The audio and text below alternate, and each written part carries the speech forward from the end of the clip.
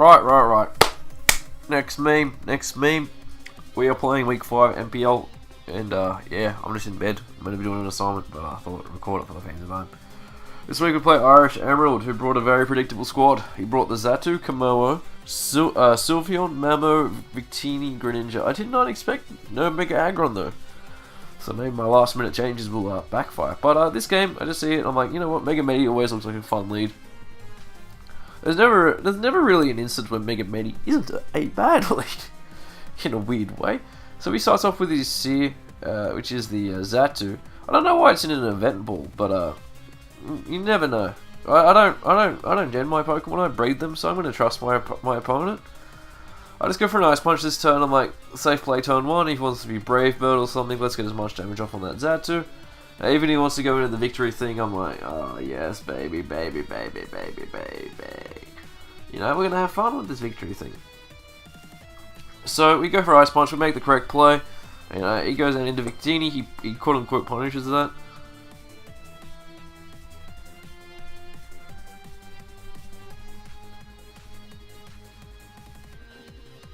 And I just go into Heat Train, like, he's surely be recreating this turn. Ooh. He goes for Glaciate, so I make a good play. I'm like, oh, beautiful.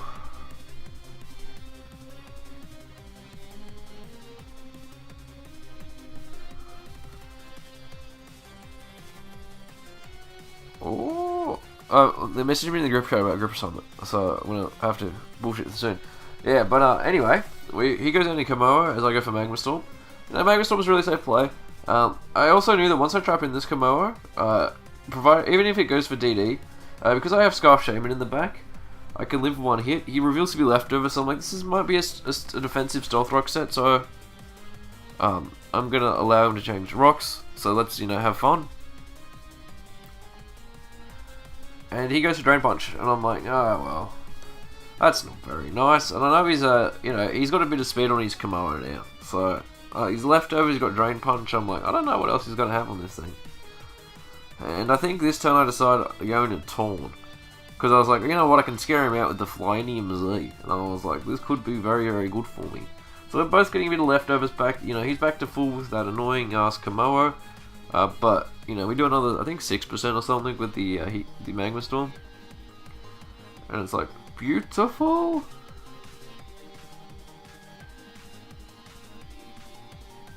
Goes for Drain Punch. I'm like, sweet.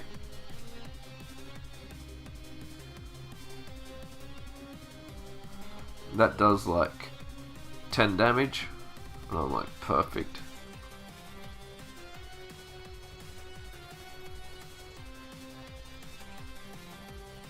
Goes into Tasks, which is the Mamoswine, predicting that Hurricane. But I think for the first time in the game, I click U-turn, and he reveals to me a very interesting Mamoswine item this game, Rocky Helmet.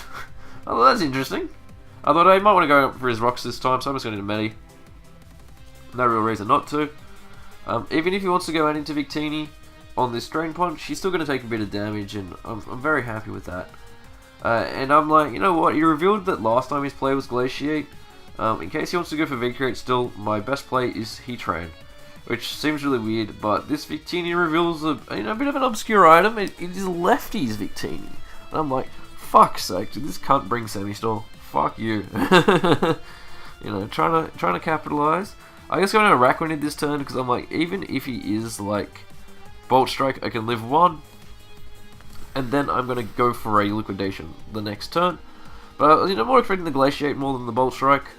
And that does a lot of damage, and I was like, this is going to be an interesting game, because I can't live two. Bloody Irish man. You know, he's making reads, and I thought at this stage of the game, I was like, do I have anything to beat this Victini? Like, do I have anything on my draw that beats this Victini? You know, I've got Banded Chomp in the back. He now just goes for another Ball Strike. He's hit every single one of them. Lucky players, am I right? I think he paralysed my Heat Train this turn, and I'm like, this is when I realised that my Heat Train's useless. I'm playing in the back. He's got me. You know, if we're playing chess right now, the chess engine's saying black has, you know, probably 3 or 4, you know, point gauge on my opponent. And I'm just here like, ooh. Brick break. And I was like, okay, so he may not have a psychic move, which means that Mega Medi can come in. But I was like, you know what, let's just go into Garchomp first. Let's go for our Bandit EQ. Let's just get as much damage as possible off. You know, even if he goes out into like the Tusk things, I was like, if he's gonna defog, I have double defog this. I have double rocks this week, so he may think that this is safe, you know, to do so. Goes out into Mamo, and I'm like, you know what? I don't live a Mamo Ice Shard. I'm gonna switch out here into Mega Medi because Mega Medi is gonna give me the most initiative. If he wants to go for his own rocks, actually no, I'll go into Araquanid because like, this is like the perfect turn for Araquanid. Now wants to go for Ice Shard. Looking at back in hindsight, probably should have went out into Mega Medi now that I justify it. Hindsight is 2020, but saying that, I think I just go for the Liquidation this turn. I don't think. No, I go for Aquaring. I think I make a really weird play. I go for Aquaring. Yeah. I don't know why I didn't Liquidation that turn, but I did think that maybe seeing what the Xatu item was going to be important. But he's got a very interesting item.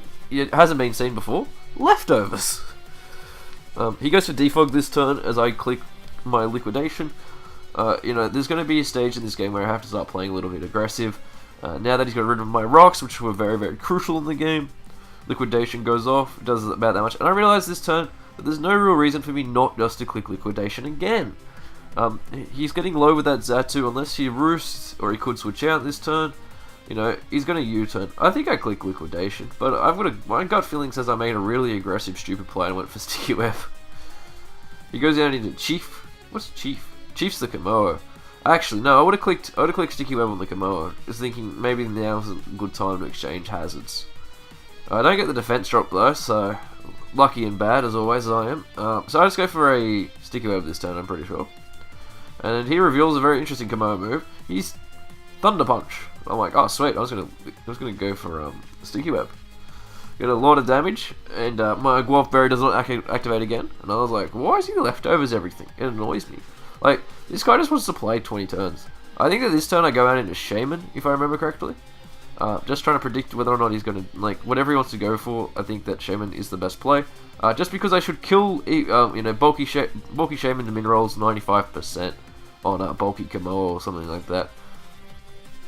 And even then, Dazzling Gleam is 4 times in range. So like, you know what, I'm going to kill this, and then, you know, this should be game, because he should be able to go into Sylveon then, and I then sack off, you know, a couple of pieces, and we're going to exchange a few pawns and things like that. But, you know, it doesn't eventuate. You know, he lives on like 2 HP, I reckon, maybe 3. He goes for an Ice Punch here. Chunks me a lot. This damage, if I didn't take this damage, would have made the end game a lot cleaner. But until then, we're going to have to figure it out. But we were just like, alright, let's just dazzle again. We get rid of Komodo. Komodo's one of his biggest threats. It's one of his biggest offensive threats. His next one is probably to go into logically is going to be that big Teeny. If we sack off for our own Araquanid, yeah, he goes out into Sylveon though. So I'm like, okay, I could sack this, but Ashgren's still a fucking handful, man. Like, whoever thought of that idea? You know, that's an L. So we're gonna sack Araquanid, and then we're gonna go out into our Tornadus, and Tornadus is going to be a very interesting sort of middle ground play, because what I'm trying to achieve with my Tornadus is a bit of damage. I want to get enough damage where the knockoff and Firenium. So this is where Firenium is a lot nicer than the beautiful,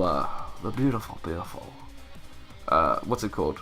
The flying Folk Fightinium. So if I was Flyinium, you know, get a little bit more range. Goes for Hyper Voice this turn. And I was like, alright, sweet. Next turn I'm just going to click Firenium Z. It is my strongest guaranteed hit. And I was like, ooh, baby, baby. Different Z move, same Pokemon, different Z move. No reason not to. And I was like, this is going to be a very good turn for me. How much damage do we do with the Firenium Z? It's going to do a bit. You know, it puts him just in range of Mega Medicham's Zen Headbutt, and I'm like, okay, so we now can identify a possible win con this game. That's a very important thing to think about. So we go to Medicham here because I know Zen Headbutt's going to, you know, nuke him. So he does make the switch out into Victini, and then I establish that my best series of plays this turn is to go for a Power Punch the following turn, because at this stage I don't think he has doesn't have Vigorate. So Zen Headbutt's going to be nice, and if he goes for like a Glaciate or something like that, depending on his speed, which I think he's defensive, my Drain Punch will do a lot more damage then at +1, and it'll guarantee me some more health back. So we just go for a pup here. We do outspeed the first turn because we're at the -1 speed. And then he's going to go for a Glaciate this turn, trying to predict that Garchomp to come in. But Garchomp's not coming in because, as I said, I established at this point I don't know what his other move is. If it's not V-Create, it's not V-Create.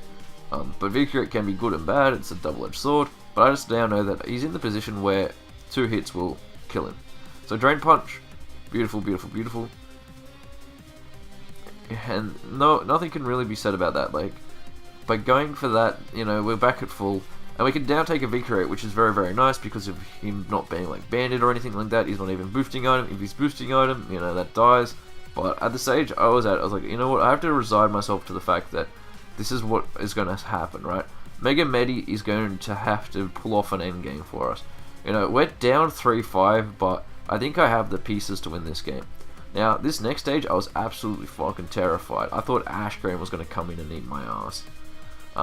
Now, I was resigned to the fact that the combination of Ashgrain was going to absolutely eat my ass. Just because Shaman got way too low. But then I decided, you know what? On this, I'm going to go into my Garchomp here. Because what it then does is it means unless he's like Z Ice Beam, if he's locked into Ice Beam, maybe Mega Medi can take 1. And I don't want to allow a -1 speed Pokemon allow the Xatu it's a suicide defog, right? So we just go for Dragon Claw this turn because now I know I have to bait in the Sylveon, right? Now once the Sylveon's been baited in, it's gonna be a fun end game, like Avengers time. So he goes into Sylvie, and I know my play now is to sack my Medicham. Medicham is the most useless member of my team. He does not have a ground resist or immunity, which means that banded Garchomp now can absolutely go ham. And what I realized in my head was, it came down to the Mamoswine spread, because Shaman could Giga Drain once, like he could not afford to sack his Sylveon, and it sounds really, really weird. I think his best play would have probably been trying to sack off like the Greninja, so Mamoswine comes in, Ice Shard KOs my Garchomp, and then he wins with Sylveon because, I can't Giga Drain spam it, like I'm choice locked in. But he decides to go out and Negato here. He reveals to me post game that he thought I was Scarf Chomp rather than banded. I think that's a bit of a miscalc on his preparations. I'm Jolly Band, not Adamant Scarfed. So I don't know why I calced that. I looked at that, I was like, okay, so this is Specs. I don't know my roles. This is beautiful. Regular Garchomp gets another kill here. And I'm like, okay, so now it comes down to Mamo. And I was like, he may have played this endgame perfectly. He comes down again to this Mammoth. And I was around to act again, I'm going to lose this game. But, for whatever reason, this is where the damage roll on Shaman would have came in clutch. But, we live. And it's just like, thank you very much. Thank you very much. That's what we like to see. And until next time, peace.